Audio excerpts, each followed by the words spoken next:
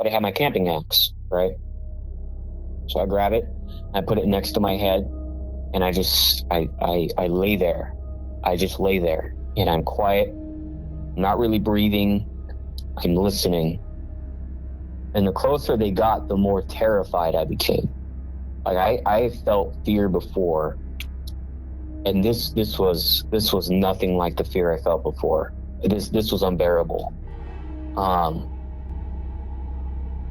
And this thing walks up to the door of my tent.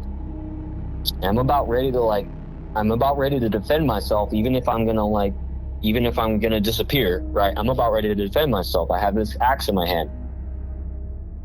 Doesn't tear the tent open, doesn't push on it, doesn't inspect it, nothing. It walks around the tent over and over and over again. Hi there, you're listening to the Bigfoot Society podcast, and I'm Jeremiah Byron.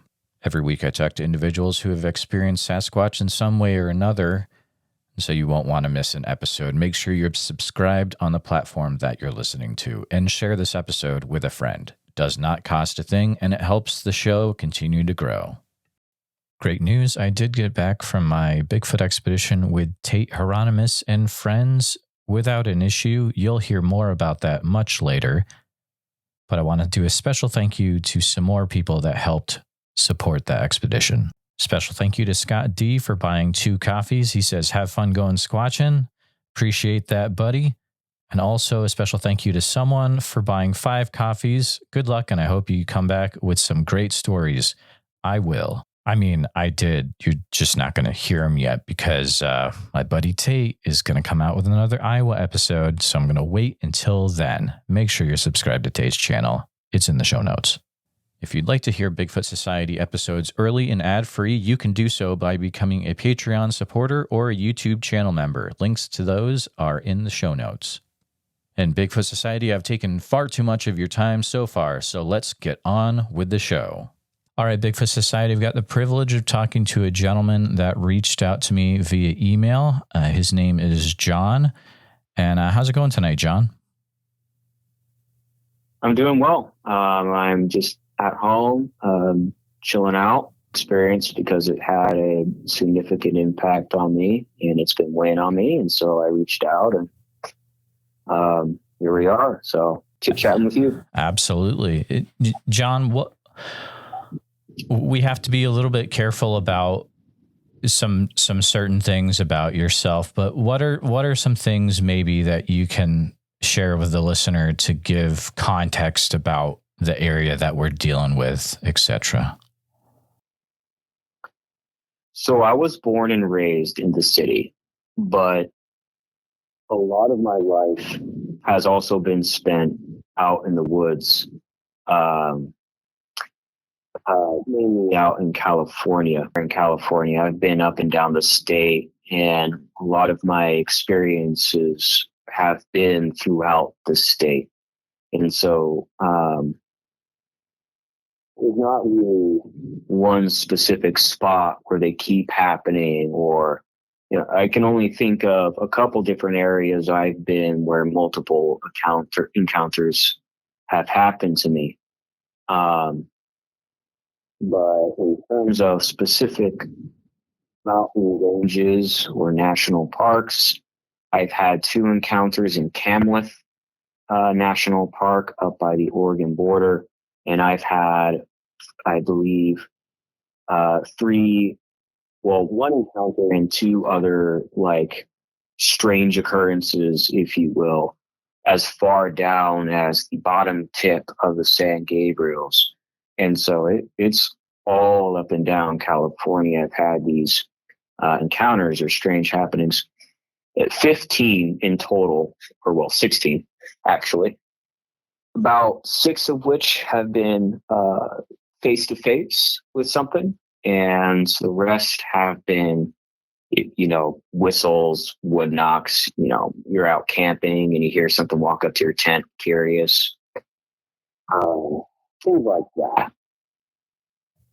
Wow. That's definitely a lot right off the bat. Over a span of how many years would you say this has been happening? Many, many years. I was a Boy Scout as a kid. My love for the wilderness. I still love the woods. It doesn't matter how many encounters I've had. It's not just Bigfoot that I've encountered, but that is, I'm going to leave those as they are, because we're not talking about those today. Um, but generally speaking, I would say my first encounter, as far as I can remember, the first time I saw a Sasquatch face to face was actually when I was in fourth grade. So even as young as like 9, almost 10 years old, I was actually at a Bible camp. Funnily enough, I'm a man of God, and so when I first saw the thing, it really rocked me. Uh, Growing up as a Christian, you believe that what you see out in front of you is what God has created, and then to have something show up that goes so far beyond what your little minds at the time, mine was very small, right? I'm only 9, could comprehend. It shakes you. But 15 out of the 16 encounters or strange happenings, if you will, that I've had have been relatively peaceful. The first one I had, I was in a cabin and I got woken up because I thought something was staring at me. That feeling you're being watched in the middle of the night. And sure enough, I wake up and it's looking at me out through the window on the opposite side of where I was, the opposite wall. And it stood there and it was looking at me and I was looking at him and I was terrified. And it cocked its head. And when it did that, just enough moonlight had hit its eyeballs and it reflected back green. Now, if you know primates' eyes are much like our own. They don't reflect back light. They're not necessarily nocturnal creatures, right? They're much like us. We work day and night, right? So there's no reason for there to be, cones and rods that reflect light back out of your eye. And so and of course, I didn't know that at the time, but that was my first experience. So I started researching as young as 14. Bothered me for several years before I decided to look into it. Now I have the understanding of what I saw. Well, of course, it rocked me as a 9-year-old kid. It wasn't even human. What I saw was unnatural, in my opinion, or that was my opinion at the time. So that's most of my experiences, is especially face to face. Very curious. They're very curious creatures. The 15 experiences, the most I've had happen to me was a small stick or a stone thrown in my direction as a don't walk any further, and so I turn around and I walk out. I started doing more research. If I'm ever in a wooded area for very long, I like to go camping, and I would sometimes go camping for a few weeks to a month. So I'm in their area for a significant time. Well, apparently a lot of the times Native tribes would take offerings and place these offerings on a tree stump or a stone. You wait a couple of days, if you go back, and there's some say raven feathers, others say hawk or eagle feathers. I've experienced both, to be completely honest. But generally speaking, if I place, say, like apples, or like I play D&D a lot, so one time I just placed these colorful D&D dice that I had. Sure enough, they put those in, and the place put feathers, and I hadn't had an issue with them. Now, granted, I'd always feel watched, right? They're always watching you when you're out there in their area. But if you respect them and you respect their wishes, because essentially you are a guest in their home, generally speaking, they'll leave you alone. Yeah, so the most of my encounters have been very, very peaceful and very respectful, you know, even to the point where in some areas I've kind of gained a reputation. That's the thing. They're incredibly curious, but also incredibly smart creatures. They will remember a face when they see it, right? They're like almost akin them to crows. Crows, they're very, very intelligent, and they do remember faces. And if they don't like you, they will not like you for as long as they live. Right? Very much the same. I've heard chatter. I've heard, the casual whistle or a couple whoops here and there. If you respect them and are around them long enough, it seems to me that you start to gain sort of reputation with those specific families. And yes, I do say families for a reason.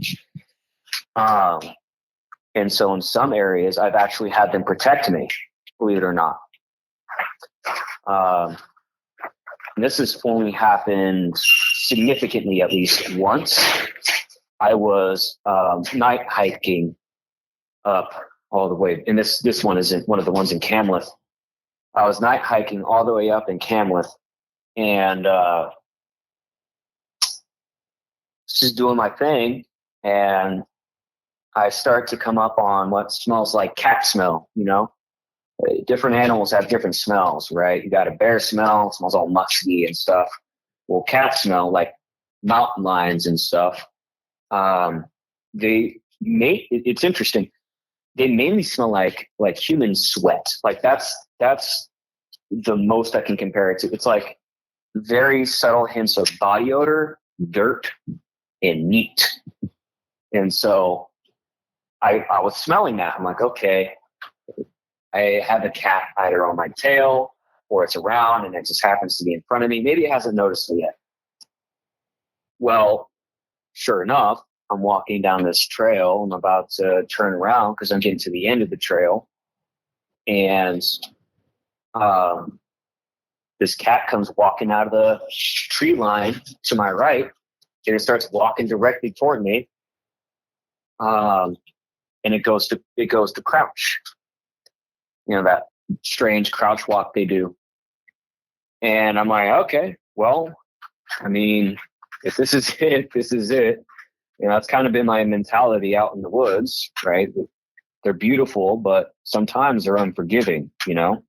And if that's it, then that's it. And so the mountain lion gets maybe not 10 feet away before I start smelling a different kind of smell, a very familiar kind of smell. Most people describe it as smelling like a wet dog or extreme body odor or like human feces, right? The squat smell, as people call it. That's what I was smelling. And I was like, okay, this is confusing, right? And it walks up behind me. I could feel its footsteps. It walks up behind me. I go to grab a stick that was on my right. And when I go to grab it as I stand up, it actually reaches around, picks the stick out of my hands, and tosses it. And it just stands there behind me. And when this cat was scared enough to leave, because it did eventually leave, it nudged me forward, like, keep going, I have you. So there have been instances like that where in subtle ways, or like like I said, that's the only like significant way I've had it happen, where if you respect their territory, if you respect their home, they're happy to make sure that you're relatively safe. It's very strange to me. So that's in Klamath National Forest in Northern California, correct? Yes. And so for listeners, this is just north of the Marble Mountain Wilderness area, I believe. Mm-hmm. And also kind of in the same area as Happy Camp. Some Bigfoot, nerds may know of that area too. Yeah, so Klamath is it's just northwest of the Marble Mountains, and it spans Most of it's on the California side of the Oregon-California border, but it spans all the way north into Oregon. And interestingly enough, most encounters that I've heard about happen above the Oregon border part of Klamath. And so I find it very, very, like, to this day, it racks my brain as to why, why would such an elusive creature who wants to keep hidden, who wants their space respected, go as far as to help me when I've only seen any one of that like I don't know if it's a couple there, I don't know if it's a family there. I haven't been up there that often, right? But why would they do that for someone that they haven't had much experience with yet? Why them? They don't do that at all, really. So it was very confusing for me. I appreciated it. I wasn't going to get eaten, so.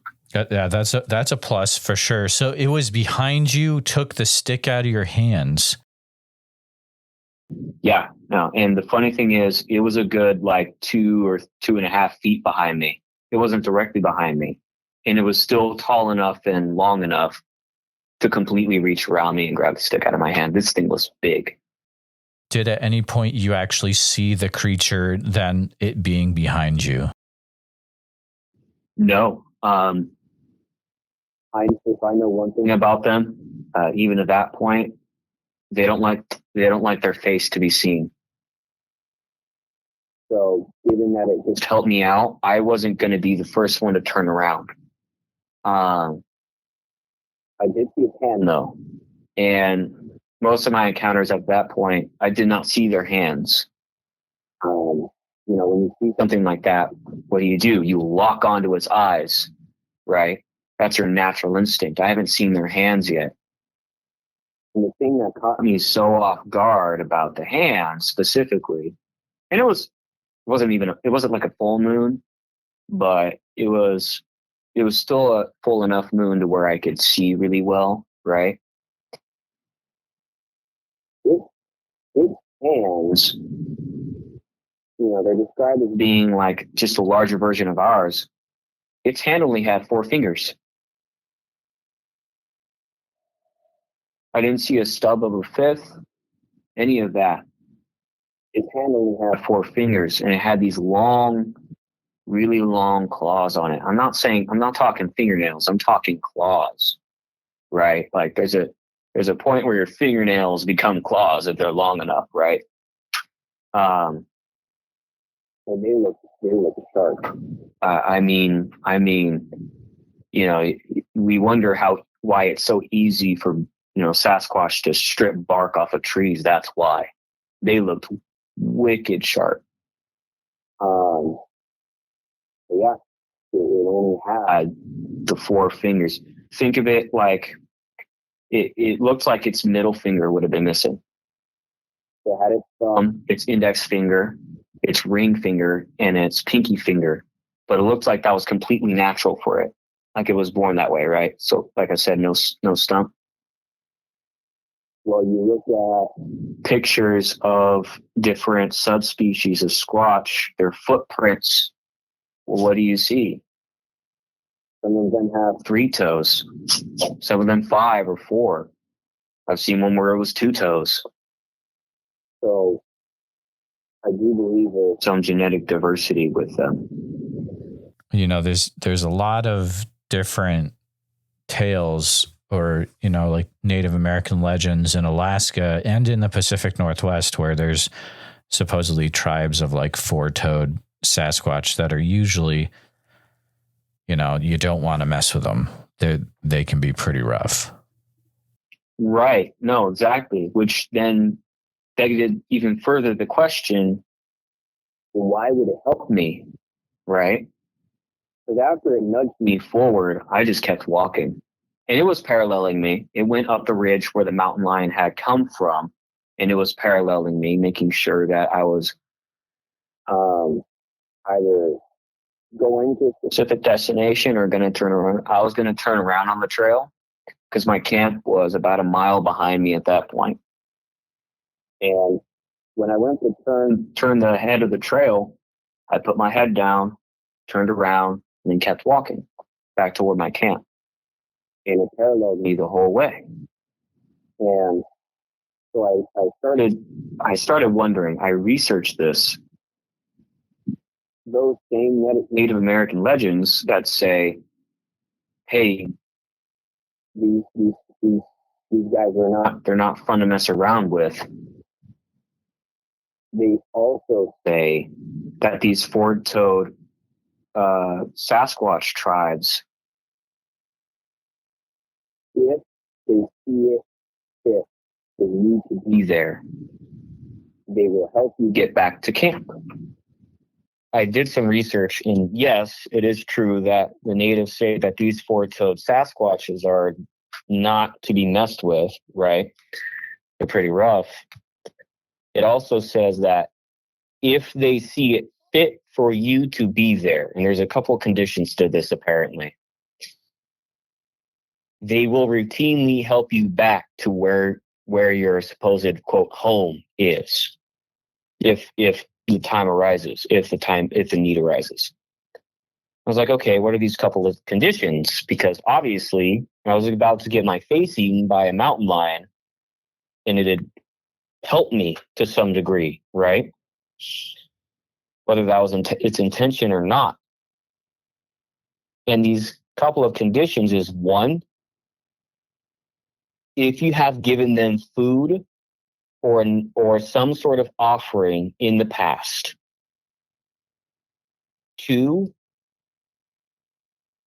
if you are there solely to see the natives say, we'll call it our equivalent of Mother Nature. So it's a native word that I cannot pronounce for the life of me. But they say that, or if you're simply there to enjoy Mother Nature and you mean no harm to their territory, they will see it fit.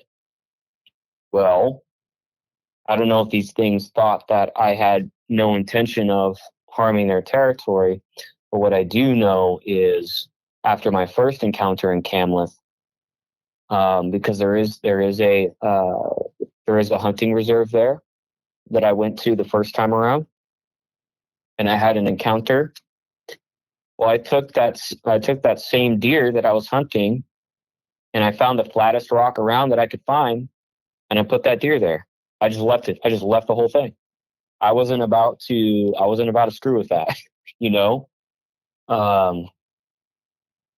And so I'm pretty sure Sasquatch, being intelligent as they are, I'm pretty sure they may have remembered that the second time around. Will I go back? Probably not. I don't know how much their patience lasts. But like I said, a lot of my encounters have been very peaceful, which is why the last one I've had rocks me so hard. It's fascinating, the whole leaving the animal for the creature, because when I've talked to a few hunters, that comes up, and it's different parts of the U.S. as well. I mean, even in Oklahoma, leaving part of the animal that you've hunted for these creatures in order to, have a good relationship. It's incredible. Before we get too far away from the first encounter, do you feel comfortable sharing anything about that summer camp you were at? Well, I can say that it was, I've had my best friend. He's actually more of a brother to me now. We've known each other since we were 4 years old, and that was his grandparents' Bible camp. And this isn't where I live, so I'm comfortable sharing this to some degree. It was in the Azusa Mountains area. I know that's not what they're called, but just to give other listeners an idea, right? It's in that area. Well, come to find out, that's a migratory area for a lot of them. A lot of Sasquatches will actually pass through those ridges because there's a couple valleys here and there in that general vicinity of California. They'll pass through those ridgeways to get to the Sierra Nevadas to move out past California. And so that's, I assume, that's what ended up happening. You know, a bunch of kids running around. You know, you've been watching them all day. They finally go to sleep, and you're curious enough to like, hey, I wonder what these guys are actually doing in these weird, like these weird, like, you know, brick shaped shelters, right? Like, I wonder what they're doing in there. Are they doing what I'm doing in my shelters? Like, I'm sure it was curious enough at that point to take a peek, and my cabin happened to be the one it took a peek at. Is there a history of Bigfoot encounters in that Bible camp that you know of?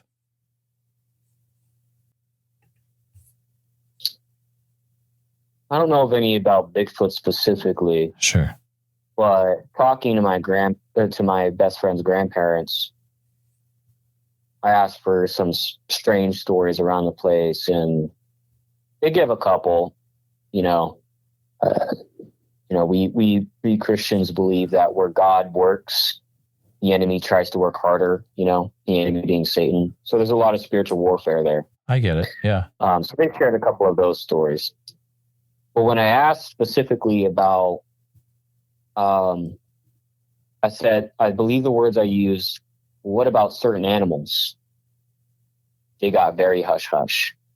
They shut that down pretty quick. So I think they know there have been a couple reports, but for the sake of the camp and sake of, you know, people feeling safe enough to go there, because you don't want to go to a camp and experience Jesus where you don't feel safe. No, you know? No, that would be against the point. I think that'd be the opposite of what the whole point of the message is, right? Yeah. I asked them about that indirectly, but very pointedly, and they immediately got hushed. They immediately shut that down. I was like, okay, I might not be the only one. So I don't know if it's Sasquatch specifically or Bigfoot specifically. But it is interesting to me that when asked about it, they were like, we don't talk about that. They didn't say no. They didn't say we don't know about any of that. They said we don't talk about it.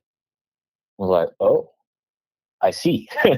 Right? So I might not be the only one that's had maybe not a Bigfoot encounter per se, but definitely a strange encounter.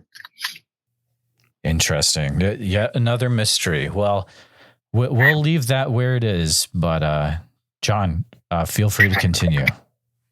This one's fun. This one's really fun. This happened when I was 14. Again, at another summer camp, different place, farther north than the one I previously mentioned. But this one was pretty significant in my understanding of them. So in this particular camp, from the cabins, there's a path down to a grass field where they would set up bleachers. You know, they would have their amphitheater there and do, you know, sermons and stuff, right? Well, again, I like to take night hikes. So what do? I ask my counselor, hey, can I go ahead and take a night hike? He's like, sure. Make sure you don't die. I'm like, I will try, right? I just walked the trail to the amphitheater, and you know, my plan was to walk the trail to the amphitheater, come all the way around because that loops all the way back to my cabin that I was staying at. Well, I get down to that grass field. I'm looking forward. The grass field is more to my right. The trail kind of curves into it. I'm looking forward. Jeremiah, the quickness in which my hair on the back of my neck shot up and a chill went up, not down, up my spine.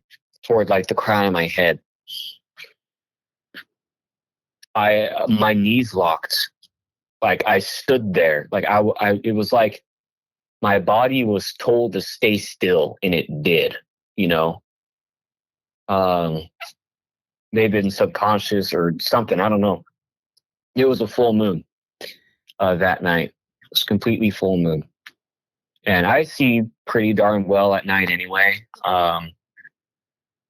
Like some people will say, "Oh, well, dusk is really, really dark, actually," and I'll be like, "What do you mean? I can see the edge. I can see the tree line from like 150 yards away. Like, what do you mean, right?" So I can see pretty well at night, and I was able to see everything with this full moon.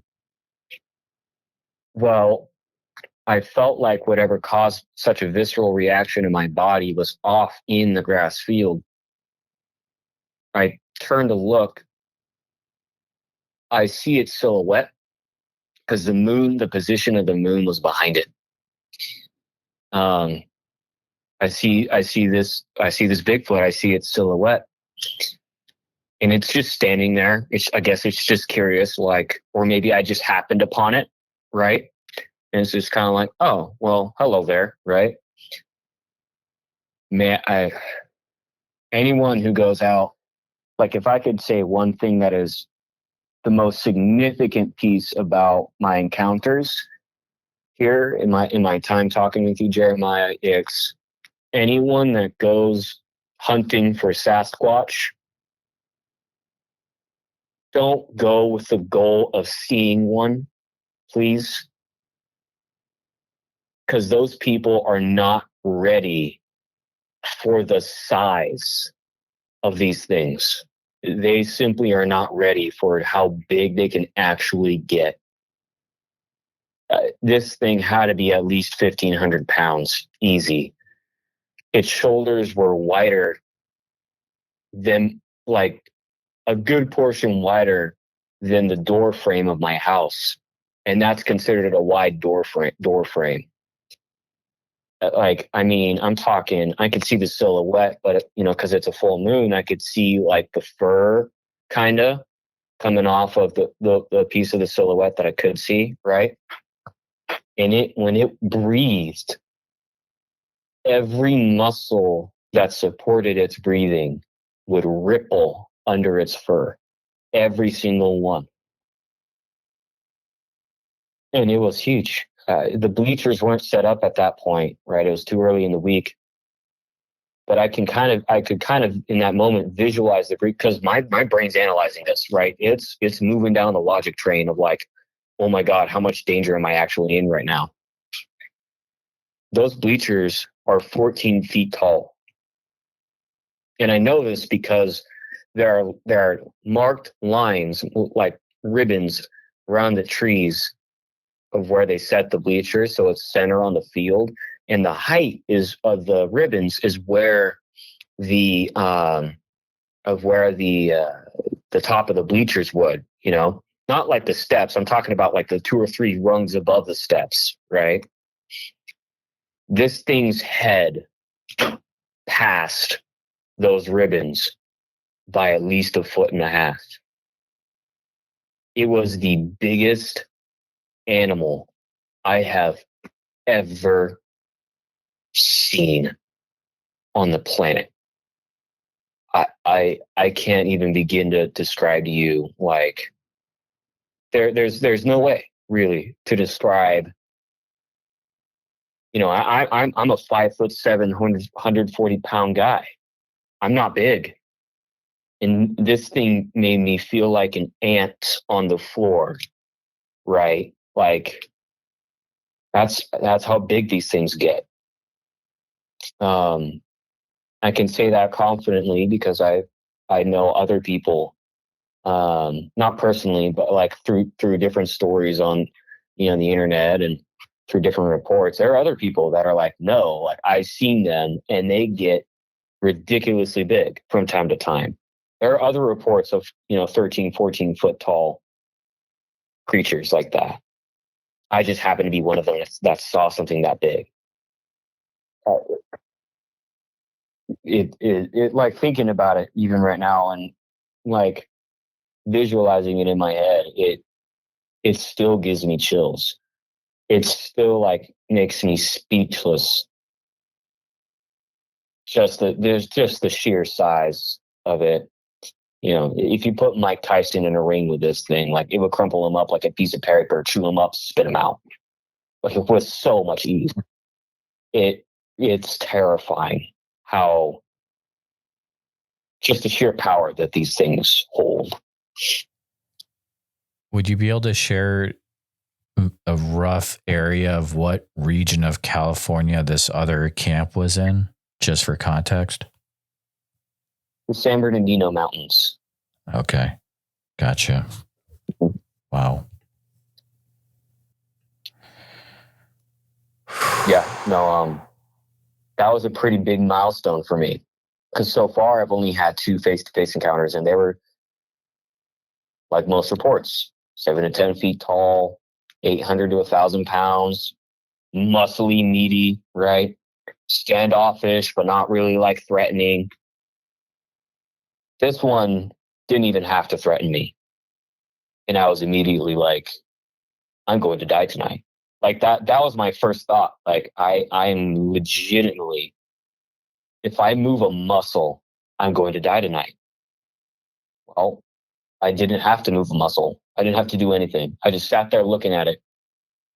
And I guess it was done looking at me. It 180'd and went back the direction it came from. And when I tell you, even at 50 yards away, 20, like anywhere between 45 to 50 yards away, I felt its footfall still.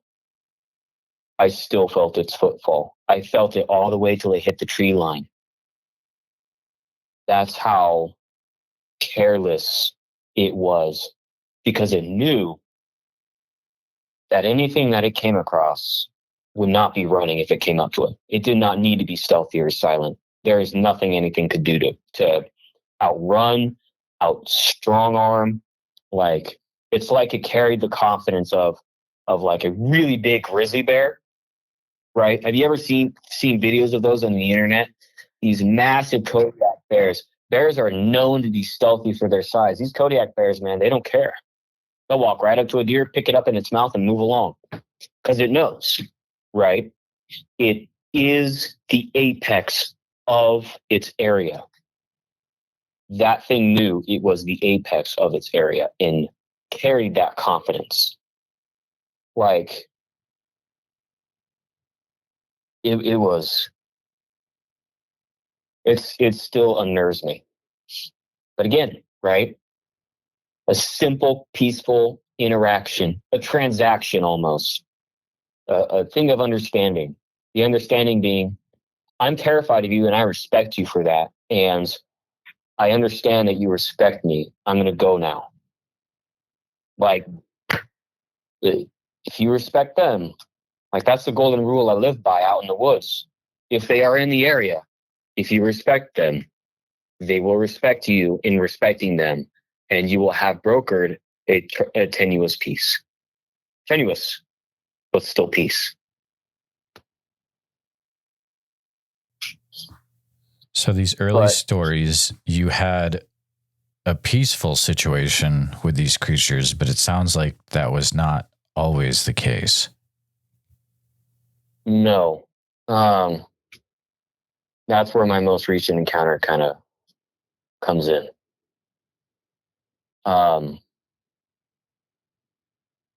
Sure. Why not get into that? There's a specific spot in the San Gabriel Mountains that before this moment, I absolutely adored. There's a trail in the bottom end of the San Gabriels right as it heads into like, you know, the mountains that I don't know what they're called, but the mountains that stretch into Baja California, into Mexico. There's a trail that wraps around the mountain at bottom edge. And that trail has separate switchbacks that lead off from it at the base of the mountain. One of those switchbacks comes around a split in the peaks and goes into a saddleback that is, man, it's at the perfect spot almost. All right. So, this trail leads to a saddleback in between two peaks, essentially two separate parts of the mountain range. And man, the saddleback is like at the perfect elevation. It's not too hot or cold in the summer, and it's not too, it's not too bad in the winter either. The spring is gorgeous. It's like 2 miles of intermittent plains and woodline in the saddleback. It's gorgeous. There are deer that live in that saddleback. I know because I've hunted them. And that would be for years, like an upward of 4 or 5 years. That place would be my favorite spot to go and just camp out for weeks on end. And this last time it was the December of 2020 going into the winter of 21, beginning of 21. I went there because I wanted to test myself, right? I've been in all sorts of biomes in the wilderness. I've done all my thing, right? I wanted to see if I could survive for 2 months in the winter in that saddleback. Mostly for 2 reasons. One, I wanted to test myself, and 2, I wanted to see just how much of a habitat bubble this thing produces, right? It's just massive expanse. And so, I brought 2 months worth of rations, and I parked my car close to the mountain base. It takes a day to hike there, really. I take a day to hike there. I do my thing. Get there by nightfall, set up camp, light a fire, and I go to bed and wake up, do my thing, blah, blah, blah. Now, what I like to tell people is that I accidentally forgot to bring the last month of rations, even though I prepared them. And so I had to either, force myself to go gather leeks or hunt food, or not even leeks, like wild potatoes too, or go home. And so I decided to go home. That's my normal spiel about this, of why I don't go there anymore. And it always confuses people. We're like, oh, well, that's not really a problem. Just go back better prepared, right? That's kind of what I mentioned in my email. I don't like lying to them. And so I feel like if I could share this and get it off my shoulders, I may not have to speak about it again. And I'm willing to do that. So about 2 weeks in to this trip, I'm walking this trail that I've walked, I can't even tell you how many times before.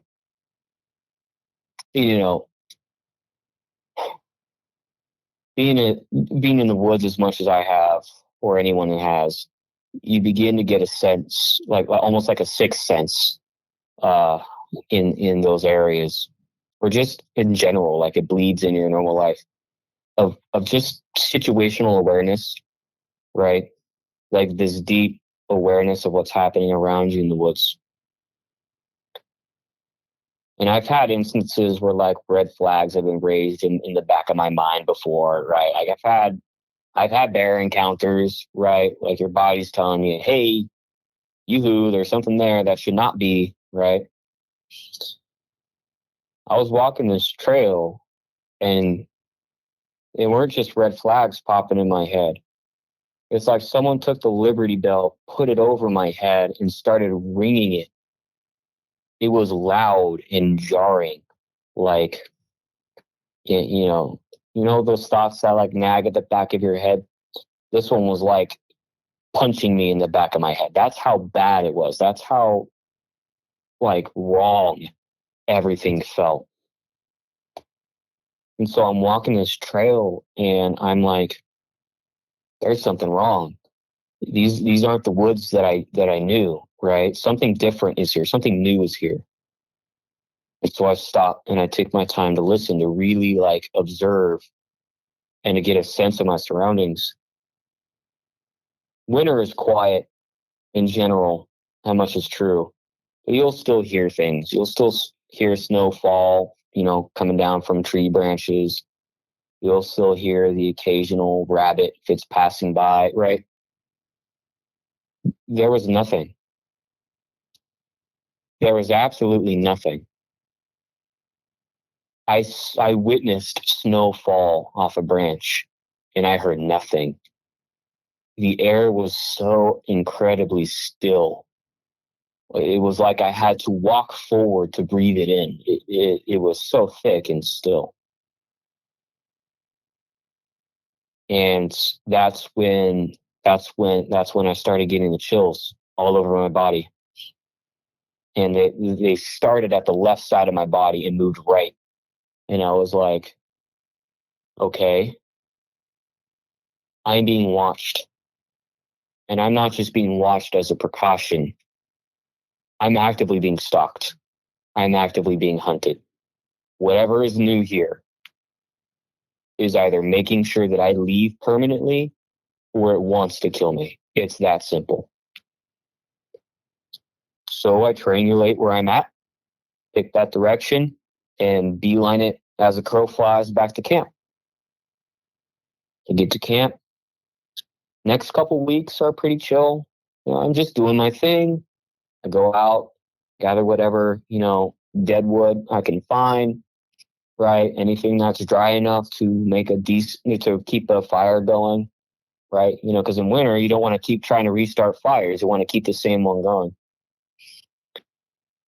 I'm doing my thing. I have my rations, dried nuts, meats, cheese cubes, just simple stuff that'll fill your belly, but like is not so perishable. And I'm just chilling. Well, it was the week of December 30th.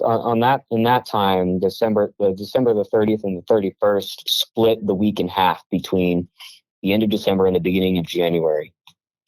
So the 31st of December, the 30th of December rolls around and I'm in my bed, I'm sleeping. I wake up, like completely wake up. And it wasn't like I heard something and it woke me up. No, like I suddenly could not find the energy to sleep. I was so full of adrenaline and energy. It forced my body to wake up. Well, I didn't have any rifles or anything on me. I didn't have any guns on me. I didn't figure that I was going to be, really killing anything, but I had my camping axe, right?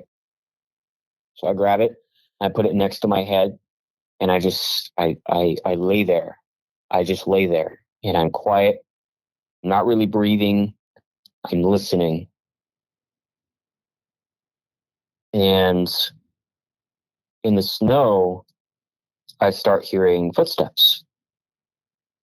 And then, you have a combination of hearing footsteps and feeling footsteps. And the closer they got, the more terrified I became. Like I felt fear before. And this was nothing like the fear I felt before. This was unbearable. And this thing walks up to the door of my tent. And I'm about ready to defend myself, even if I'm gonna disappear, right? I'm about ready to defend myself. I have this axe in my hand. It doesn't tear the tent open, doesn't push on it, doesn't inspect it, nothing. It walks around the tent over and over and over again, as if just to say, I'm here and there's nothing you can do about it. And then it does that till dawn. And as soon as I see the sun peeking up over the ridge line of the mountain off to my northwest, I feel it go. It just goes. It just leaves. That thing purposely went to my camp to terrify me that whole night, starting around like maybe 2:33 in the morning.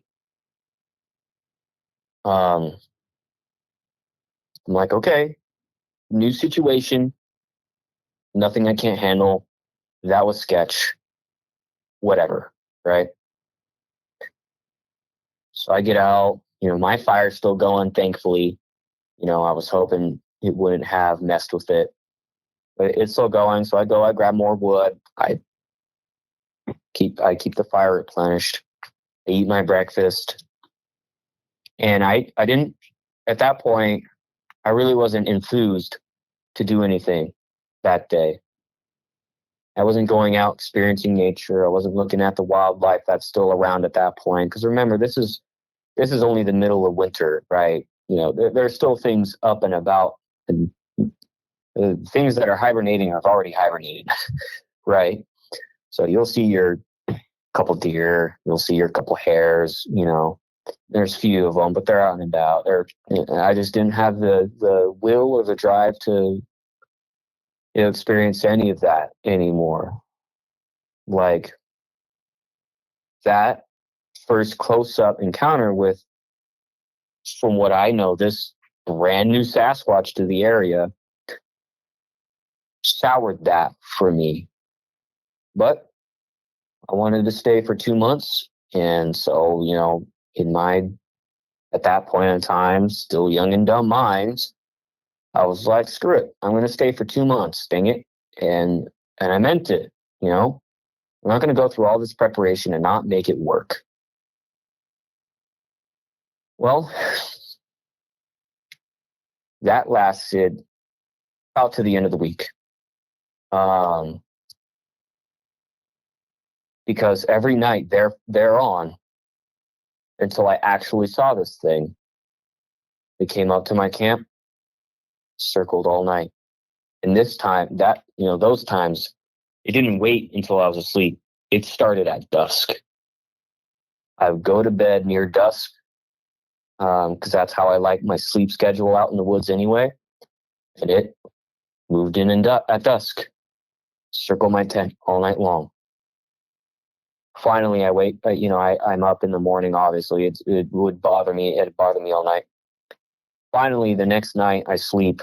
I finally get some good, decent sleep, and I wake up, and I'm cold. I'm like really cold, too cold for me to be in a sub-zero sleeping bag in my tent that should be heated because of the fire. I get out of my tent. What fire? This thing had kicked out my fire in the middle of the night, and I did not wake up to hear it. Either I was too tired, or it was that quiet, but it kicked out my fire. So I'm like, okay, obviously it wants me to leave. So what I do is I pick up what I can from the wood that was left. So I gather more wood. I restart my fire, and I start packing up because I know, right, it's going to take a long time for me to hike down those mountains to the base of the mountain. That's an 8 to 12 hour hike, depending on how fast you go, right? So I pack up my things. I grab my rations. I'm surprised it didn't even take them. To this day, I'm like, why the hell didn't it just take my rations? They're there, take them. I don't care. So long as you leave me alone, right? I'll be able to figure it out. Oh, it just left them there. So I took them, I packed them, blah, blah, blah, blah, blah. I kept the fire going to make sure that I was warm, right, enough to actually get moving. And as I get ready to leave, as I'm putting the fire out, I see movement out of the corner. Like my head is down, but I see movement out of the corner of my eye coming out of the tree line. And I'm like, okay, here we go. I already knew. This thing was standing some ways away from me. Well, I stand up and I look at it, and it's standing at the tree line. So it's standing away from the tree line enough in the clearing that I was at for me to see it, but it wasn't in the woods, And it was by all intents and purposes, it was a normal Sasquatch, like maybe 8.5 feet tall, probably 950 pounds, anywhere between anywhere between like 910 and 920. I feel like it was a bit skinny, on the skinnier side for something that tall. But I could see it, right? Like it was there. It was looking at me, and I pick up my axe. Like I'm like, okay, if I need to defend myself, I'm absolutely willing to. I'm not going down without a fight, right? And it's looking at me, and it starts to sway back and forth. Like, have you seen like, I'm sure you have, football players will like they'll set up little tires or whatever they have, and they'll like move in between the cones or whatever, back and forth, that kind of swaying motion. Same exact thing. Absolutely. Except it was 2 feet was on the ground, right? Swaying back and forth, and it got faster and faster and faster, right? Like it seemed like it could not stop going faster, right? And I'm like, I feel like this thing is about to try and juke me out. Like it doesn't want me to know exactly which direction it's gonna come from when it goes to charge me, right? So I was so done, man, and I was so tired. My stupid self picked up one of the rocks that I was using for my firing, and I threw at it, and I screamed. I mean, I didn't throw it far enough to hit it, obviously, right? I barely made it. I didn't even barely make it. It's kind of like launched and plopped. And I yelled at it. I was like, leave me the F alone. And it stopped swaying. And it almost tilted its head back into its neck, like it was like appalled that I did that to it, Like how dare you, right? So it looks appalled. Like it legit looks at me like, how dare you do that to me, right? And this is kind of where it gets hard to talk about. It smiles at me. And if you know anything about apes, smiling is an act of communication. And that communication is, I'm going to kill you now. I have had enough. I'm going to kill you. No bluff charges. No, nothing. You will die. It's that simple. And as soon as it smiles at me, it's like time slowed down. And I felt that adrenaline rush, and I started to get tunnel vision, the sight around the corners of my eyes narrows on this thing. And sure enough, it charges at me. And it was so fast. It covered the distance between it and me. It would have taken me a whole minute to sprint from where I was to where it would have been. It covered that distance in less than 10 seconds. It was so unbelievably fast. And I don't know if it was the adrenaline or if it was the tunnel vision or it was because I was just simply paying attention. I saw which side it was going to collide with me on, and I threw myself into the snow on the other side.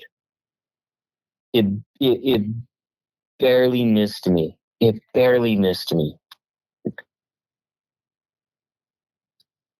I mean, at that point, I said, screw the fire. I already had my backpack on. I started running. I didn't even care about the switchbacks on the trail. I just knew which direction my vehicle was, and I booked it. And, at that point, time didn't seem to matter or affect me. I knew it was keeping up with me very easily. And it was like, I felt like it was always on my tail, you know? And on that trail to the Saddleback, there's plenty of little hollows and ridges and all that jazz coming down the mountain. For each one, every time there was a rise, I'm grabbing on tree branches, trying to move myself up the rise as fast as possible. Every time there's a dip, I just launch myself off the dip and hope I land. Like that's how unbelievably scared and ready to get out of there I was. Right? And I didn't even stop sprinting. Like, I didn't stop sprinting.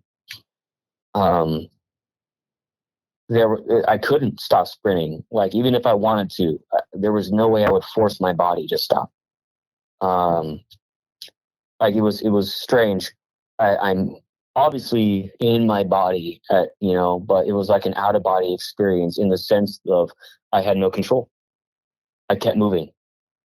Like, every instinct in me took my body completely over, and I just moved. And I did that for like, it didn't feel like it. It definitely did not feel this long. But knowing that trail and knowing how long it would take you to get down the mountain, even doing it as the crows fly, like I did, it takes 6 to 8 hours to do that. I was sprinting, and I don't know how long. It must have been around at least between 5 to 8 hours. It had to be that long. But eventually I did make it to my car. I did dead sprint that way to my car. It's something I will probably never be able to do again, mainly because I haven't experienced anything like that again. But as I'm bum rushing my car, I somehow find my keys in that process. I unlock it. My keys are always on a belt loop on my pants, right? Like with the carabiner, some people have them. So I just unlock it, usually with my hand right there. That's just dangling from my side. So I did that. And thank God I did. I don't think I had a second to spare if I had them in my pocket. Because I threw my door open and I slammed it shut. And this thing, like, full force ran into my car. Like, it didn't stop. It didn't do anything. It just allowed its body to use that momentum into my vehicle. And I am shocked that my car didn't tip over. Like, it tipped a little bit, but it eventually made its way down. The top, and I drive a sedan, a Ford Focus, for reference. The top of its, like, where the joint between the thigh and the hip is, the top of that joint there met the top of my driver's side window. And as I'm kind of processing that, I realize what my car is still tipping. No, my car is tipping back and forth. No, this thing has my car by the hood in its hands, and it's shaking the shit out of my car. I'm like, I gotta get this thing off my car, or I'm never gonna be able to get out of here. Like, it's going to put my vehicle into the snow and into the mud so bad, I won't ever have the traction to get out, right? Well, my camping axe is still right there in my passenger seat. I guess I'd tossed it on my way in. My backpack was actually still on my back. I took my backpack off, threw it in the back real quick.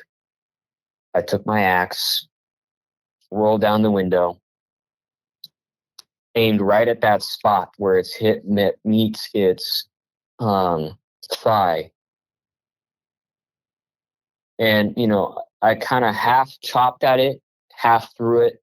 It was far enough to where, like, the axe left my hands just enough to, like, give it that extra oomph, right?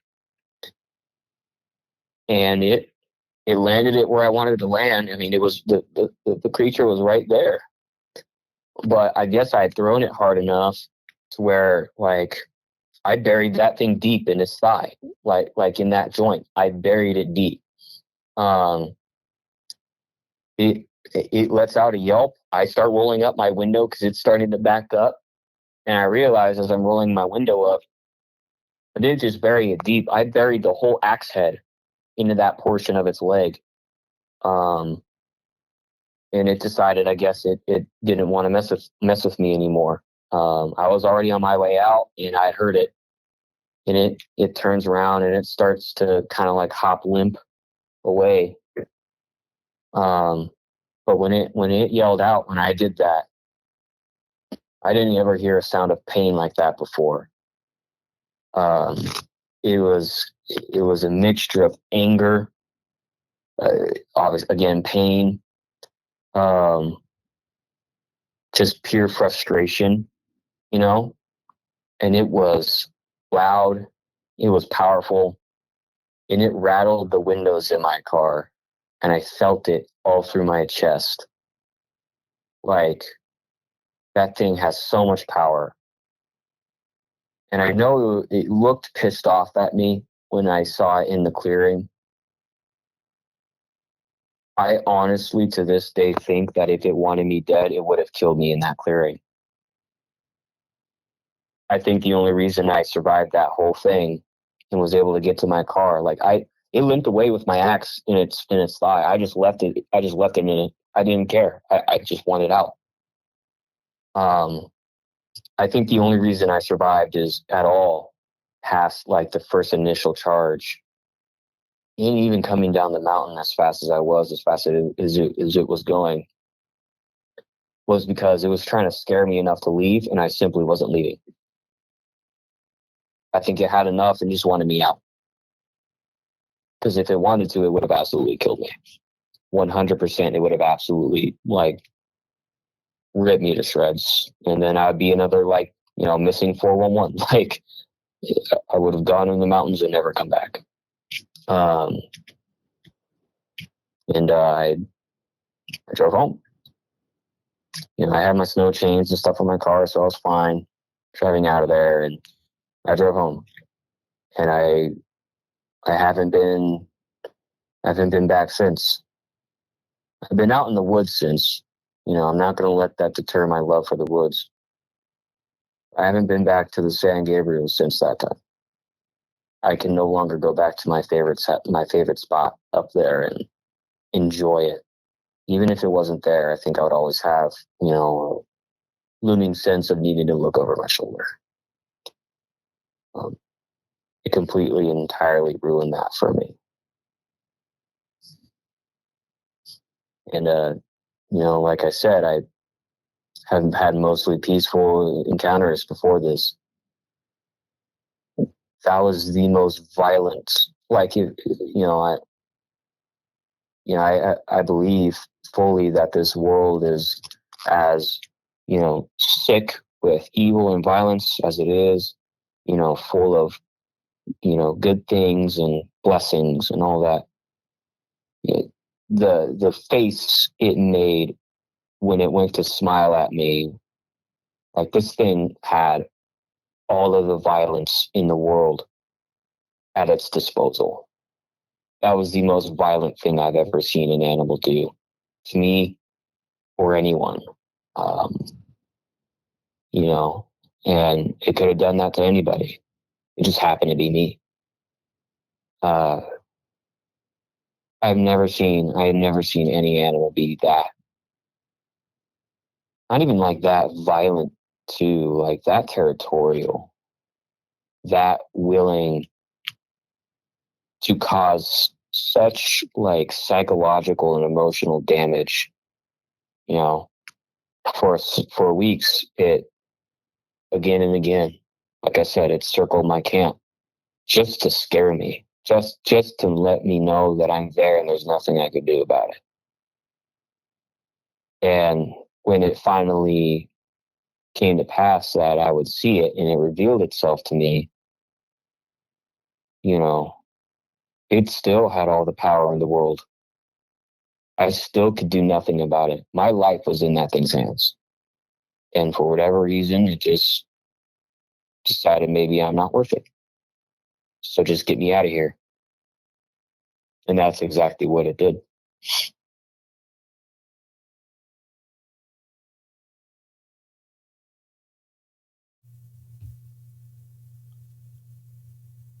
I can see how you've never wanted to talk about that. I mean, that is absolutely horrifying. Thank you for sharing that. No, yeah, of course. Tonight. It feels nice to finally get that out there. It feels nice.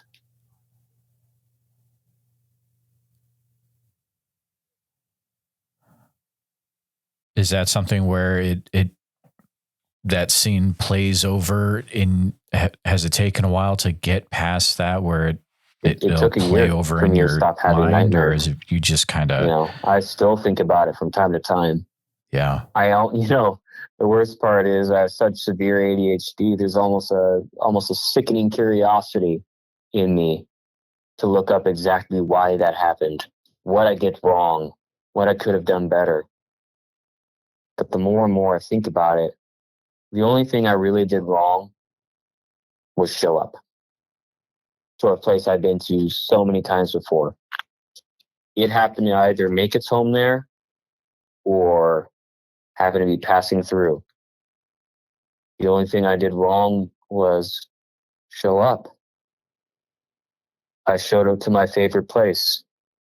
And I guess that's the sin it considered great enough to make my time there, the time that I was supposed to be at peace, a living nightmare, a living hell.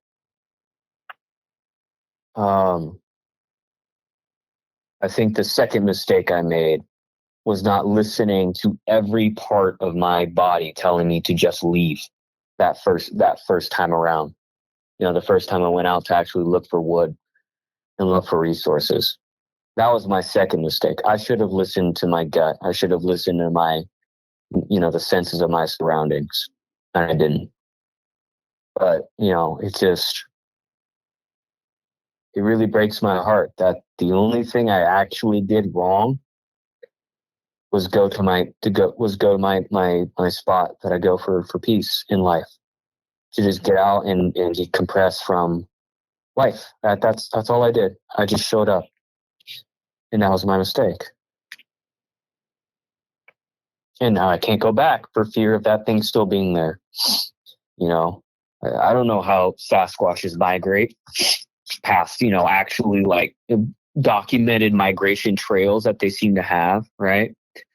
I don't know if they sometimes just pick a spot, hunker down, and make that their home for God knows how long. I don't know if it's going to be there if I go to show back up. What if showing back up the second time is the exact mistake that kills me the next time? I can no longer go back to my favorite spot and feel safe. And that sucks. In my personal opinion, I know it's just an animal, but like some part of me feels, I know it's just an animal and that it probably felt threatened that it arrived and then maybe soon after I arrived. And, we're two intelligent beings in the same place looking to live at that place for however long. Maybe it felt threatened by that piece, right? It's just an animal trying to do its best to survive, right? Every animal does that. But there's a strange piece of me that's just like so selfish of, man, that was just plain mean, Like the whole thing, it was violent and it was scary and it was terrible. And I was on adrenaline that whole back half of that encounter. And part of me really just wants to, I guess the illogical part of me really just wants to sit down and go, man, that was just mean a bit. I wasn't bothering it. I wasn't doing anything about it. Even a mother bear, right? If you don't bother it and you put your face in the dirt, put your hands over your neck and hope to and pray to dear God that it doesn't consider you food that day. If you just leave it alone, it'll leave you alone. You know, I left that thing alone, and it still came after me. And I guess part of me doesn't understand why. Why it had to be just so plain mean about it. But I guess that part of me really comes from, I guess some subconscious piece, like I kind of own the place. I really don't, but like I've been there enough times and have, not really left my mark per se, like leave no trace of something I heavily, heavily lived by when out in the woods. But, you stay at a place enough times and for greater lengths of times, right? There's a mark that you leave, whether it's your scent, whether it's, a fresh burn spot on the ground that'll heal over with time from your campfire, little things like that. You leave a mark there. And I guess part of me felt like I left my mark there enough to claim it. I mean, I didn't, right? There's no way I could, really. It's not my home. But it sure felt like it was a second home to me. And I felt like that was kind of ripped out from under me. So that's the thing that mainly sucks about it.